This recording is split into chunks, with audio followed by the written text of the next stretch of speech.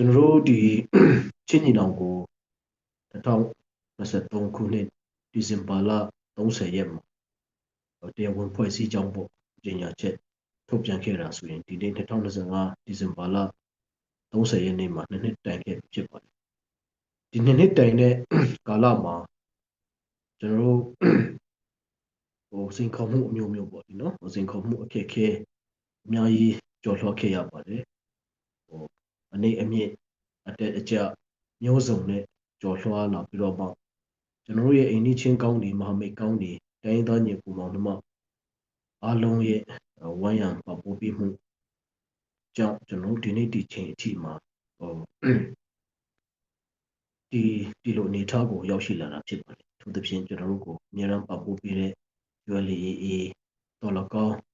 ကျွန်တော် KIO KIE တော်လကောင်းကျွန်တော်ကိုလက်နက်ခဲယမ်းပံ့ပိုးပေးကြတဲ့ဖွဲ့စည်းအားလုံးကိုအထူးကျေးဇူးတင်ကြောင်းလည်းပေါ်ပြလိုပါတယ်တိုက်ပွဲတိုက်ပြီဆိုရင်တော့ကျွန်တော်အားလုံးသိတဲ့အတိုင်းပဲ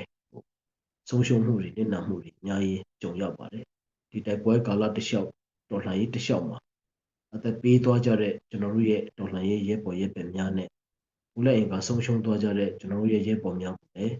ဦးညွတ်အလေးပြုကြောင်းဒီကနေအလေးနဲ့ပေါ်ပြလိုပါတယ်ကျွန်တော်တို့ဒီ ICNCC ကြောက်ကလာချင်းမျိုးသားအတိုင်ပင်ခံကောင်စီဟာဆိုရင်လည်းကျွန်တော်ဖွဲ့စည်းခဲ့တာတော့9နှစ်နီးပါးကြာလာခဲ့ပါအလုံးသိတဲ့အတိုင်းမှာအနေအမြင့်အတက်အကျမျိုးစုံနဲ့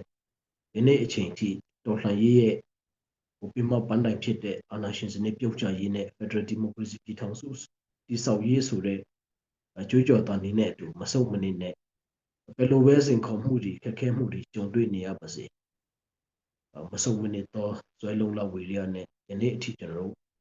တို့ရှင်သန်ပြီးတော့မှခရီးဆက်နိုင်ခဲ့တာဖြစ်ပါတယ်အထူးနည်းတူပဲကျွန်တော်တို့ဒီ ICNCC ဆိုရင်ချင်းညီနောင်နဲ့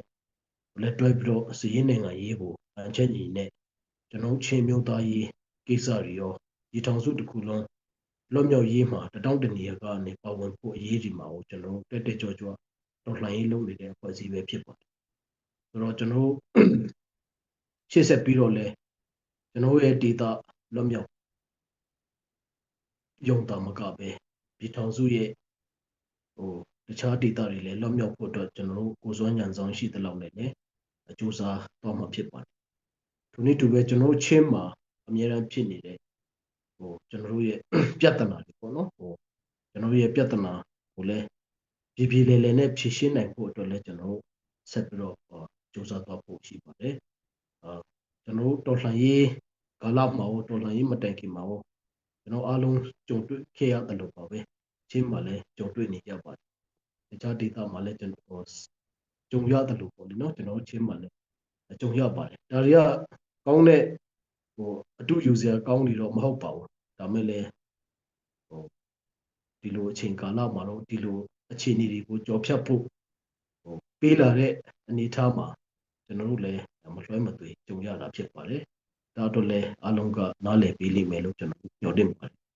ဒီအမှားတွေကလည်းသင်ခန်းစာယူပြီးတော့ကျွန်တော်တို့အနာဂတ်ကိုဘယ်လိုပုံဖော်မလဲဆိုတဲ့ဟာလည်းကျွန်တော်တို့စဉ်းစားပြီးတော့မြန်မာဟာပြောဟာလည်းချမှတ်ထားပါတယ်ကျွန်တော်တို့ရဲ့အနာဂတ်ကတော့ကျွန်တော်တို့ကိုယ်တိုင်ပုံဖော်မှာဖြစ်ပါတယ်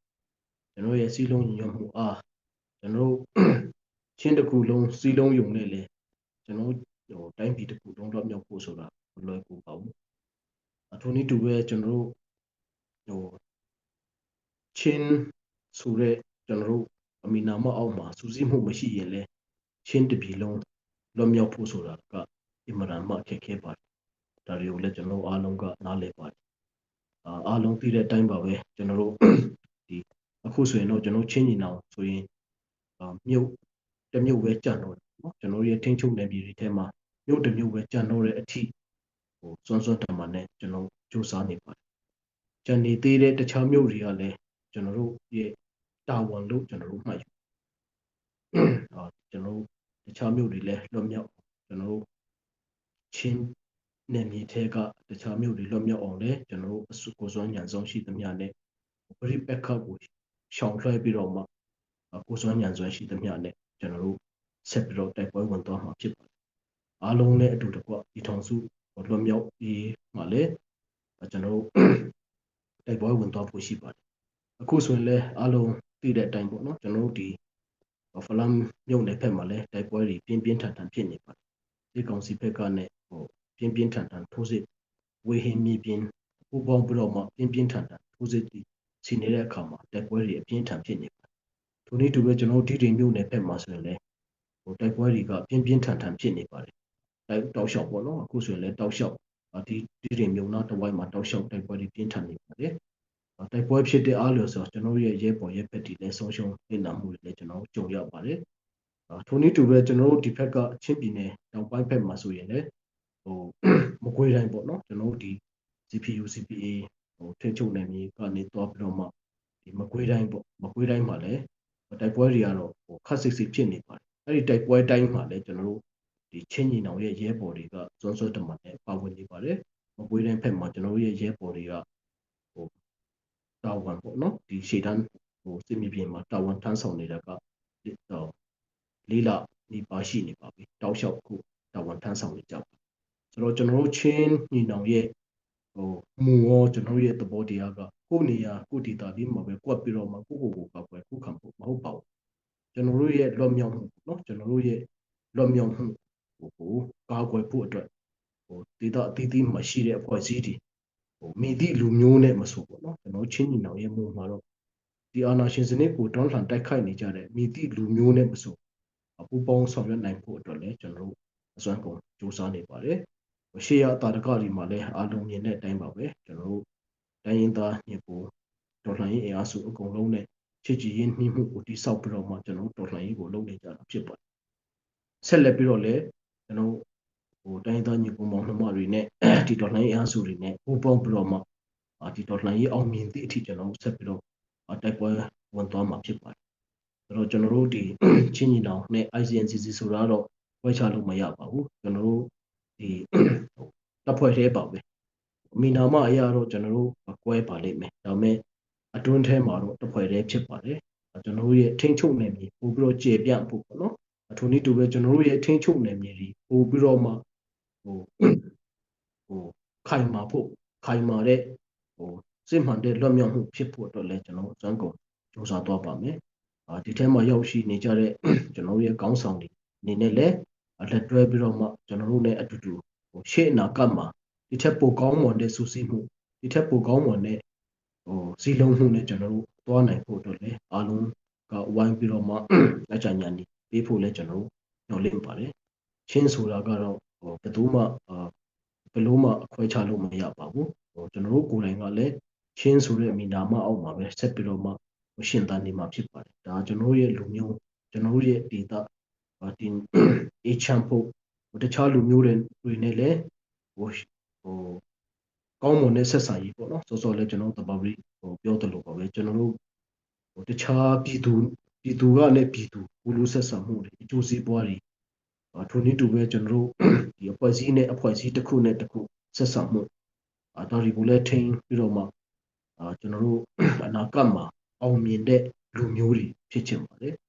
ရန်သူဝိုင်းတဲ့လူမျိုးလည်းမဖြစ်ချင်ပါဘူးကျွန်တော်တို့အားလုံးပြီးပတ်ဝန်းကျင်အမှာရခိုင်ကချင်ရှမ်းမွန်စသည်အဖြစ်ပေါ့နော်တိုင်းရင်းသားပေါင်းစုံနဲ့ချစ်ကြည်ရင်းနှီးပြီးတော့ကျွန်တော်တို့ရဲ့ဒေတာကျွန်တော်တို့ရဲ့လူမျိုးဟာနောက်နောက်ကျမကြံခဲ့ဘဲနဲ့အားလုံးနဲ့ချစ်ခင်ရင်းနှီးပြီးတော့မှအားလုံးနဲ့အတူတကွအလုပ်လုပ်တတ်သောချင်းလူမျိုးတွေဖြစ်လာဖို့အတွက်လည်းကျွန်တော်အစွမ်းကုန်စူးစမ်းသွားဖို့လည်းကျွန်တော်တို့အစီအမံရှိပါတယ်အဲဒါကြောင့်ဒီနေ့ကြော်ရောက်ချီးမြှင့်ပေးကြတဲ့ကျွန်တော်တို့ရဲ့ကောင်းဆောင်ကြီးများတက်ရောက်ပေးကြတဲ့ကျွန်တော်တို့အဖွဲ့ဝင်တီတီကကိုယ်စားလှယ်များအားလုံးကိုလည်းဒီနေရာကနေအထူးကျေးဇူးတင်ကြောင်းဖော်ပြလိုပါတယ်ကျွန်တော်တို့ဂျာကာလာချင်းမျိုးသားတိုင်ပင်ခံကောင်စီဆိုရင်လည်းပြီးခဲ့တဲ့အပတ်ကပေါ့နော်သိမချသေးခင်ကပဲကျွန်တော်တို့ reform တွေပြန်လုပ်ပြီးတော့မှပို့ပြီးတော့မှတော်လှန်ရေးကိုအခြေဆက်မိနဲ့တော်လှန်ရေးကိုပို့ပြီးတော့မှစီလုံးညီညွတ်စွာနဲ့တွားနိုင်ဖို့အတွက်ပုံစံတစ်မျိုးနဲ့ကျွန်တော်တို့တွားနိုင်ဖို့အတွက်လည်းကျွန်တော်အခု reform လုပ်ပြီးတော့မှဂျာကာလာချင်းမျိုးသားတိုင်ပင်ခံကောင်စီကိုလည်းပြုပြင်ပြောင်းလဲမှုလုပ်နေပါတယ်ရှေ့ဆက်ပြီးတော့မှကျွန်တော်တို့